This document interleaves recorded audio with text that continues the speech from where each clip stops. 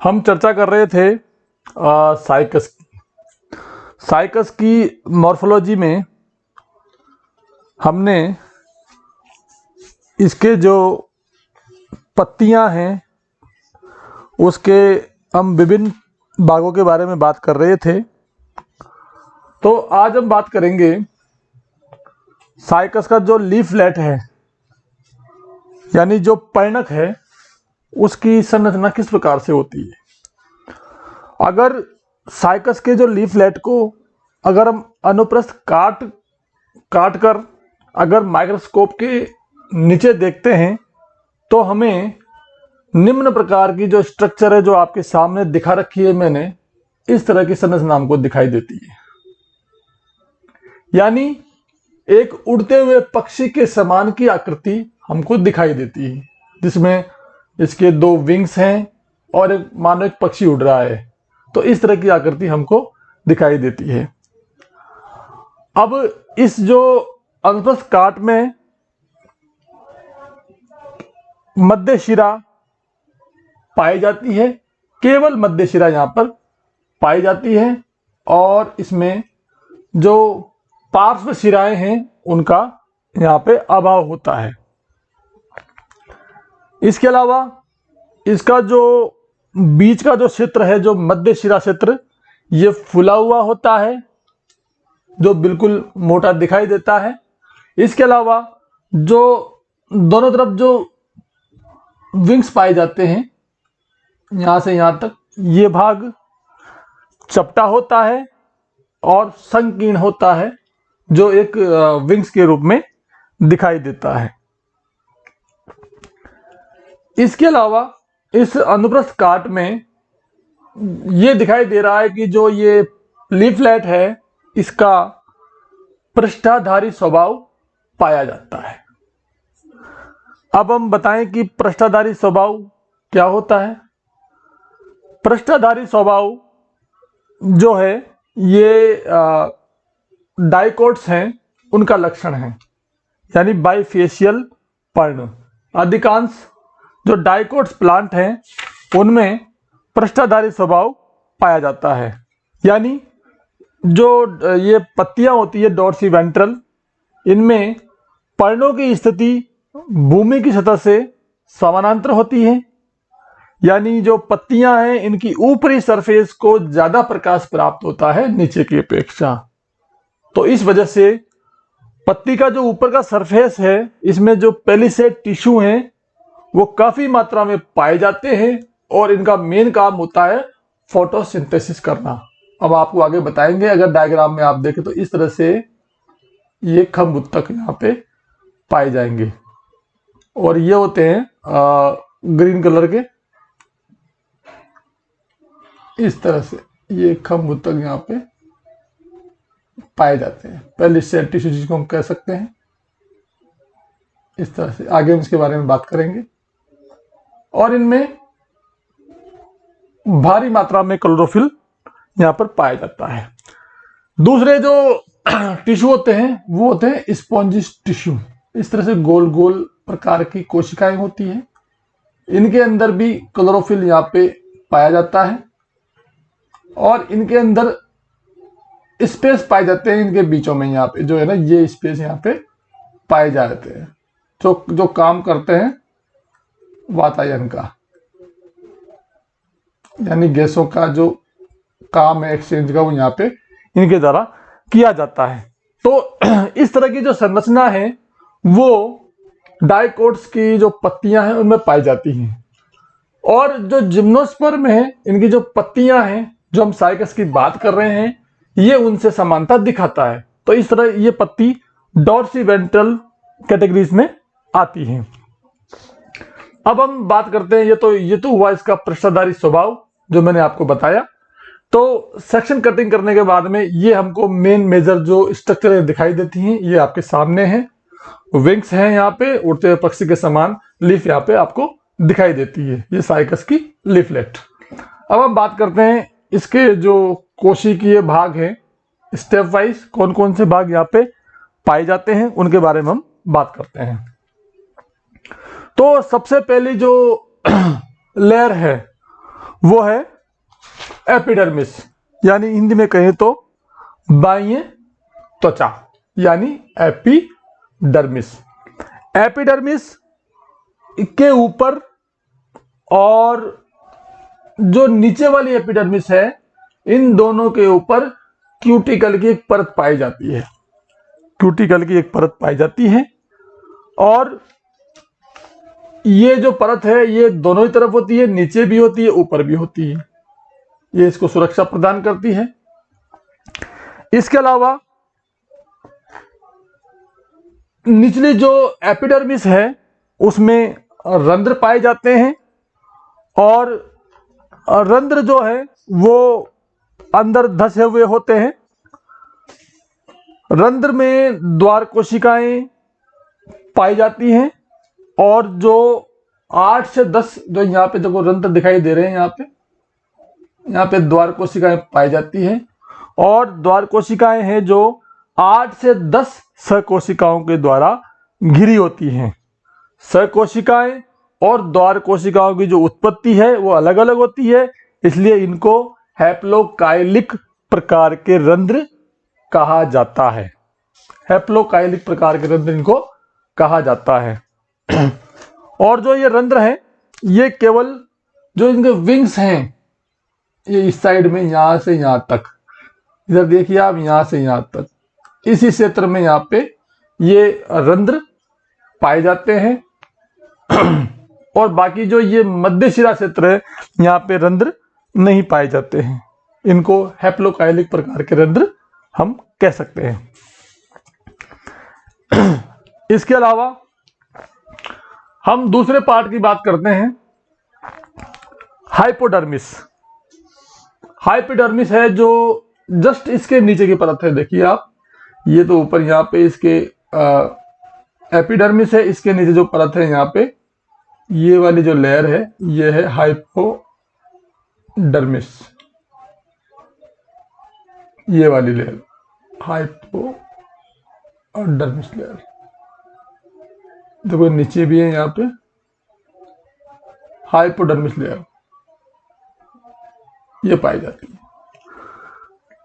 Hypodermis layer जो रंध्र हैं वहां पे नहीं पाई जाती। देखिए यहाँ पे किस तरह की कोई हाइपोडर्मिस लेयर यहाँ पे नहीं पाई जाती है। जहां पर रंध्र उपस्थित है वहां हाइपोडर्मिस लेयर नहीं पाई जाती है और इसका जो अधिकांश हिस्सा है वो मध्य शिरा वाले भाग में पाया जाता है। जैसे चित्र से स्पष्ट हो रहा है, मध्य शिरा वाले जो क्षेत्र है इसमें हाइपोडर्मिस यहाँ पे पाई जाती है। अब हाइपोडर्मिस की जो कोशिकाएं हैं वो दृढ़ोत्तकीय कोशिकाएं हैं और ये काफी ये मान लो कि मोटी भित्ति वाली कोशिकाएं होती है और ये कई स्तरों में पाई जाती है।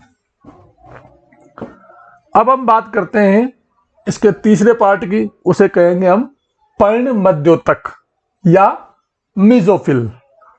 मीजोफिल में पहले हमने बात की, मीजोफिल में यहाँ पे दो तरह के यहाँ पे भाग माने गए हैं या दो तरह की कोशिकाएं हम कह सकते हैं। सबसे पहला है खंभ उत्तक या अंग्रेजी में कहें तो पैलिसेड टिश्यू, यानी पर्ण मध्योतक। मीजोफिल हो गया हो तो खंभ उत्तक यानी पैलिसेड टिश्यू।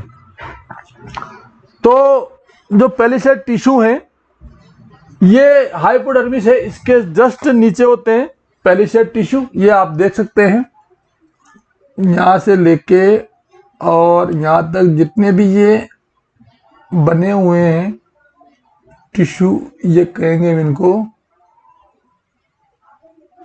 Palisade tissue.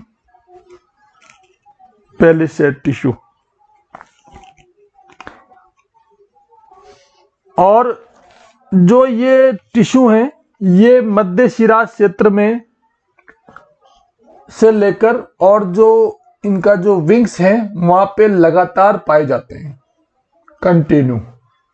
ये देखिए आप, यहां से लगातार पाए जा रहे हैं पैलिसेड टिश्यू और इनमें क्लोरोफिल की अत्यधिक मात्रा पाई जाती है। यहाँ पे देखो ये डॉट्स हैं, यहाँ पे क्लोरोफिल की यहाँ पे अत्यधिक मात्रा पाई जाती है और इनका मुख्य कार्य है फोटोसिंथेसिस, प्रकाश संश्लेषण करना। इनका मुख्य कार्य है प्रकाश संश्लेषण करना। इसके अलावा जो दूसरी जो कोशिकाएं हैं वो है स्पंजी टिश्यू, स्पंजी उत्तक, और ये है गोल कोशिकाएं होती है। इनमें इंटरसेलुलर स्पेस पाए जाते हैं। देखो आपको यहाँ दिखाई दे रहे हैं, यहाँ पे ये जो लेयर है यहाँ पे स्पेस है, ये सारे स्पॉन्जी टिश्यू दिखाई दे रहे हैं। यहाँ पे नीचे भी दिखाई दे रहे हैं, इसके जस्ट नीचे ये दिखाई देते हैं स्पॉन्जी टिश्यू। ये केवल विंग्स में ही पाए जाते हैं, कुछ नाम मात्र के मध्यशिरा क्षेत्र में पाए गए हैं यहाँ पे, लेकिन अधिकांश ये विंग्स में ही पाए जाते हैं। इनमें क्लोरोफिल होता है। इसके अलावा इनका जो मुख्य कार्य है वो है वातायन, एरेशन व फोटोसिंथेसिस। ये केवल विंग्स में उपस्थित वातायन का काम है और काम है इनका फोटोसिंथेसिस का काम इनका है। तो ये होगी इसकी स्ट्रक्चर मेसोफिल की। अब हम नेक्स्ट बात करते हैं संचरण उत्तक की, यानी ट्रांसफ्यूजन टिश्यूज। यह 3-4 कोशिकीय मोटा क्षेत्र होता है। इसकी कोशिकाएं लंबी व रंगहीन होती हैं और ये मध्य शिरा से लेकर ये देखिए आप यहाँ पे, ये देखो यहाँ पे रंगीन कोशिकाएं हैं, ये रही यहाँ से यहाँ तक, ये है सारा संचरण उत्तक। जो सारी कोशिकाएं बिल्कुल रंगीन कोशिकाएं हैं और इसका फैलाव ये विंग्स में भी यहाँ से यहाँ तक है और मध्य शिरा क्षेत्र में भी यहाँ से यहाँ तक है। इनकी कोशिकाओं में परिवेशित गर्त पाए जाते हैं जो पार्श्व संवहन में सहायक होते हैं। इन्हें हम द्वितीयक उत्तक भी कहते हैं और ये सारी कोशिकाएं रंगीन होती है, ये मैंने पहले बता ही दिया है। अब हम बात करते हैं आगे वेस्कुलर बंडल की, जो सबसे महत्वपूर्ण पार्ट है इस लीफलेट का। संवहन बंडल किस प्रकार के होते हैं, यानी मध्य शिरा क्षेत्र में मिसचार्ज कंडीशन, मध्यादिदारुक प्रकार के संवहन पूल यहाँ पे पाए जाते हैं। यानी मिसचार्ज मतलब मेटाजाइलम का परिवर्धन अभिकेंद्री व अपकेंद्री दोनों दिशाओं में साथ साथ होता है और संवहन पूल में प्रोटोजाइलम मध्य में और मेटाजाइलम बाहर की ओर पार्श्व स्थिति में होता है। जैसे यहाँ पे दी गई है कंडीशन, ये मिसचार्ज कंडीशन। यहाँ पे देखो ये प्रोटोजाइलम अंदर होता है और मेटाजाइलम बाहर की तरफ पाया जाता है, यह है मिसचार्ज कंडीशन। अब यहाँ पे ये जो पूरा जो एरिया है, ये जो इसमें यहाँ पे है, ये मेटाजाइलम, ये प्रोटोजाइलम, यहाँ पे मेटाजाइलम और बाकी सारा ये जितना भी है ये फ्लोएम और कैम्बियम पे यहाँ पाई जाती है। इसके अलावा ये एक मोटे जो पूल है इसे बोलते हैं बंडल सीथ, यानी मृदुतकीय पूल आच्छाद से घिरा रहता है। इसमें कैल्शियम ऑक्जेलेट के कण यहाँ पे पाए जाते हैं। इसमें डिप्लोजाइलिक जाइलम होता है, यानी अभिकेंद्री व अपकेंद्री जाइलम। संवहन पूल संयुक्त प्रकार का, यानी इस प्रकार के संवहन पूल में फ्लोएम व जाइलम एक ही त्रिज्या पर परस्पर एक दूसरे से पार्श्व स्थिति में संबद्ध रहते हैं और ये भी 2 प्रकार के होते हैं, कोलेटरल और बाइकोलेटरल प्रकार के वेस्कुलर बंडल। तो हम ज्यादा नहीं जाएंगे डीप में, यानी इसके अंदर संवहन पूल संयुक्त प्रकार का, समपार्श्विक प्रकार का होता है। इसमें कैम्बियम यहाँ पे पाई जाती हैं, जो जाइलम और फ्लोएम के मध्य कैम्बियम होती है इसमें। इसके अंदर जाइलम के दोनों समूह पैरेन्काइमेटस सेल से घिरे होते हैं और फ्लोएम नीचे की ओर यहाँ पे पाया जाता है। इस तरह से ये इसकी संरचना होती है संवहन बंडल की। अब हम बात करते हैं कि लीफलेट के जीरोफिटिक कैरेक्टर क्या क्या हैं, पर्णक के मरुदविदीय लक्षण। तो सबसे पहली बात, ये एक परीक्षा उपयोगी लक्ष्य, ये मतलब प्रश्न बन सकता है यहाँ पे कि लीफलेट के जीरोफिटिक कैरेक्टर समझाइए। तो सबसे पहला कैरेक्टर है एपिडर्मिस पर मोटी उपत्वचा पाई जाती है, यानी क्यूटिकल यहाँ पे पाई जाती है। इसके अलावा एपिडर्मिस की जो कोशिकाएं हैं उनकी भित्ति मोटी होती है, कोशिका वाल मिट्टी जो मोटी होती है। हाइपोडर्मिस की जो कोशिकाएं हैं वो दृढ़ोत्तक की कोशिकाएं पाई जाती हैं, यानी इस तरह से इनमें भित्तियों में इनमें स्तूलन पाया जाता है, इस तरह से